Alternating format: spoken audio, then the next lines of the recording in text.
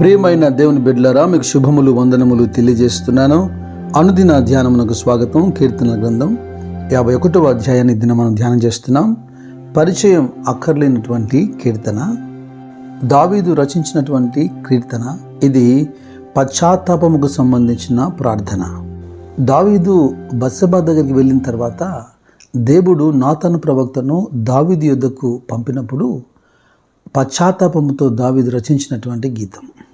సాధారణంగా దేవుని యొక్క సమాజంలో సాక్ష్యాలు వినబడుతూ ఉంటాయి.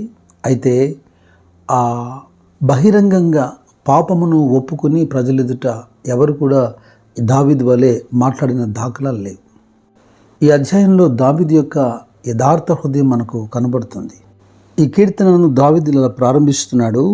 దేవా, నీ కృప చొప్పున నన్ను కరుణింపుము, నీ వాత్సల్య బాహుల్యము చొప్పున నా అతిక్రమములు తుడిచివేయము. మొదటి 3 వచనాలు చదువుతున్నప్పుడు దేవుని యొక్క కృప, దేవుని యొక్క వాత్సల్యత, అలాగే నా అతిక్రమము, నా దోషము అనబడే మాటలు. తుడిచివేయము, బాగుగా కడుగుము, పవిత్రపరచుము. కారణం, నీకు విరోధంగా నేను పాపం చేశాను అంటున్నాడు. Desire for a pure heart అని చెప్పాలి. పవిత్ర హృదయం కొరకు దావీదులో ఉన్నటువంటి ఆతురత చూడండి. నేను పవిత్రుడవునట్లు హిస్సోపుతో నా పాపం పరిహరింపుము, హిమము కంటేను నేను తెల్లగా ఉన్నట్లు నీ నన్ను కడుగుము, ఉత్సాహ సంతోషములు నాకు వినిపింపుము, అప్పుడు నువ్వు విరిచినటువంటి ఎముకలు హర్షించును. దైవభక్తులు ఎవరైనా సరే పాపములు సంతోషించలేరు, అలాగే పాపములో కొనసాగను లేరు. క్షణికావేశంలో జరిగేటువంటి పొరపాట్లను బట్టి జీవితకాలం పశ్చాత్తాపం తప్పదు. మరి పాపమును బట్టి దావీదు ఏమేమి పోగొట్టుకున్నాడో, ఏమేమి కోల్పోయాడో చెబుతున్నాడు. దేవా, నా యందు శుద్ధ హృదయం కలగజేయము, నా అంతరంగంలో స్థిరమైన మనస్సు నూతనముగా పుట్టించుము. అంటే అర్థం ఏంటి? సాధారణంగా మనుషులు గ్రహించలేని ఒక సత్యం ఉంది. పాపము చేయటము సంతోషం అనిపిస్తుంది. పాపము చేస్తున్నప్పుడు వాడు సంతోషిస్తున్నాను అనుకుంటాడు. వాస్తవంగా అది ఏ పాపమైనను సరే అది హృదయంలో దోషారోపణని మిగిలిస్తుంది. అది ఒప్పుకొని విడిచే వరకు నీ మీద నేరస్థాపన నీ అంతరంగంలో జరుగుతూనే ఉంటుంది. దాన్ని బట్టి మనుషులు ఎదుట తాత్కాలికంగా సంతోషంగా ఉన్నట్టు నువ్వు అనిపించినా నీ ఆంతర్యంలో నువ్వు కృంగిపోతూ ఉంటావు.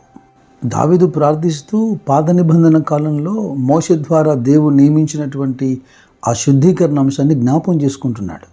హెబ్రీ పత్రికలో భక్తుడు ఇలా రాస్తున్నాడు. 9వ అధ్యాయంలో, ధర్మశాస్త్ర ప్రకారము మోషే ప్రతి ఆజ్ఞను ప్రజలతో చెప్పిన తర్వాత ఆయన నీళ్లతోనూ రక్తవర్ణము గల గొర్రెబొచ్చుతోనూ హిస్సోపుతోనూ కోడల యొక్కయు మేకల యొక్కయు రక్తం తీసుకొని దేవుడు మీ కొరకు విధించిన నిబంధన రక్తం ఇదే అని చెప్పుచూ గ్రంథము మీదను ప్రజలందరి మీదను ప్రోక్షిస్తూ వచ్చాడు. అదే విధముగా గుడారం మీదను సేవా పాత్రలు అన్నిటి మీదను ఆ రక్తమును ప్రోక్షించాడు. మరియు ధర్మశాస్త్ర ప్రకారము సమస్త వస్తువులను రక్తము చేత శుద్ధి చేయబడిననియు రక్తము చిందింపకుండా పాపక్షమాపణ కలగదనియు సామాన్యముగా చెప్పవచ్చును అంటాడు. మీ అతిక్రమములకు మీరు పరిహారం నొంది ఉన్నారా? మీ పాపములు క్షమించబడి ఉన్నాయన్న సమ్మతి మీ అంతరంగంలో కలిగిందా? ఒకవైపున పాపం చేసినందుకు భక్తుల్లో సంతోషం లేదు, పాపం చేసినందుకు దేవుని హృదయం ఎలా ఉంది చూడండి. యెహెజ్కేలు ప్రవక్త ద్వారా దేవుడు మాట్లాడుతున్నాడు. 18వ అధ్యాయంలో 30-31 వచనాలు గమనించండి. మీరు జరిగించిన అక్రమ క్రియలు అన్నింటినీ విడిచి నూతన హృదయమును నూతన బుద్ధియు తెచ్చుకొనుడి. ఇజ్రాయేల్లారా, మీరెందుకు మరణం నొందుదురు? మరణం నొందువాడు మరణం నొందుటను బట్టి నేను సంతోషించువాడను కాను. మీరు మనస్సు త్రిప్పుకొనుడి, అప్పుడు మీరు బ్రతుకుదురు అంటున్నాడు. అటు దేవునికి సంతోషం లేని, ఇటు మనకు సంతోషం లేని ఇక పాపము జోలి మరి దేనికి? పాపమును వెంటనే ఖండిస్తూ శిక్షిస్తూ దేవుడు దావీదు పట్ల తనకున్న ప్రేమను నాతాను పంపి వెల్లడిపరిచాడు. నాతాను మాటలు విన్న దావీదు తన రాజునని, తను ఎలాగైనా కొనసాగలుగుతానని ఆలోచించకుండా వెంటనే పశ్చాత్తపడి ప్రార్థించి విడుదల పొంది దేవుని మీద తన ప్రేమను వెల్లడిపరిచాడు. తాను దేవుని సన్నిధిలో పునరుద్ధరించబడిన తర్వాత కలుగుతున్నటువంటి సంతోషాన్ని వ్యక్తపరుస్తున్నాడు. 11-12 వచనాలు మీరు గమనిస్తే, సన్నిధి, పరిశుద్ధాత్మ, రక్షణానందం, సమ్మతి గల మనస్సు, ఇవన్నీ తిరిగి కోరుకుంటున్నాడు. ఇవి పోగొట్టుకోవడానికి గల కారణం దోషము, పాపము.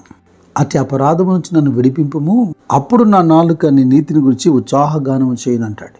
అంతరంగంలో దాచినటువంటి పాపము ఎప్పుడు నిన్ను అధైర్యపరుస్తుంది. జాగ్రత్త. తెలియని ఏదో ఒక భయాన్ని నీలో పుట్టిస్తుంటుంది. ఆ భయము శిక్షతో కూడినది, దండనతో కూడినదని యోహాను భక్తుడు మొదటి పత్రిక 4వ అధ్యాయంలో హెచ్చరిక చేస్తున్నాడు. మన అంతరంగంలో ఉన్న పాపమును బట్టి మన హృదయము మన మీద దోషారోపణ చేయని క్షణాన దేవుని సన్నిధిలో ఆయన ఎదుట మనము ధైర్యంగా ఉండగలుగుతాం. ఈ కీర్తన ప్రారంభిస్తూ దావీదు ఇలా అన్నాడే, have mercy upon me O Lord అని. నీ కనికరం నా మీద ఉన్నదా ప్రభువా అన్న ప్రార్థన నీ ప్రార్థన అయితే, అపోస్తల కార్యములు 3వ అధ్యాయంలో 19వ వచనం గమనించండి. మీ కొరకు నియమించిన యేసుక్రీస్తును ఆయన పంపునట్లును మీ పాపములను తుడిచివేయబడి నిమిత్తము మారు మనసు నుండి తిరుగుడి. మీ పాపములు తుడిచివేయబడినట్లే క్రీస్తు మీ కొరకు పంపబడ్డాడు. మరి మారు మనసు పొందేది ఆయన చేతిలో లేదు, అది మన చేతిలో ఉంది. దావీదు త్రొటిల్లి పాపం చేసినప్పుడు ఆధ్యాత్మికమైన విషయాలే కాదు, భౌతికంగా కూడా చాలా నష్టపోయాడు. సింహాసనాన్ని, రాజ్యాన్ని, కుటుంబాన్ని పోగొట్టుకుని ఒంటరివాడయ్యాడు.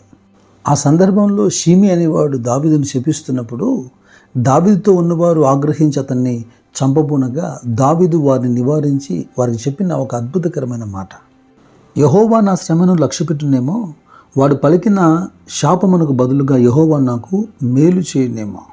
నా కడుపున పుట్టిన నా కుమారుడే నా ప్రాణం తీయడానికి చూస్తూ ఉండగా ఈ బెన్యామీను ఈ ప్రకారం చేయటం ఏం ఆశ్చర్యం కాదు, వాని జోలికి మీరు పోవద్దంటున్నాడు. భౌతిక సంబంధమైన విషయాల్లో తిరిగి రెస్టరేషన్ కోరుతూ దావీదు ప్రార్థించిన దాఖలాలు మనకు కనపడవు. తన బాధ అంతా దేవుని సన్నిధిలో నుండి త్రోసివేయబడతానని, దేవుని పరిశుద్ధాత్మకు దూరం అవుతానని, విరిగి నలిగిన హృదయాన్ని దేవుడు లక్ష్యం చేశాడు. దావీదు యొక్క ఆధ్యాత్మికమైన విషయాలతో పాటు భౌతిక విషయాలు కూడా పునరుద్ధరించబడ్డాయి. దేవునికి స్తోత్రం.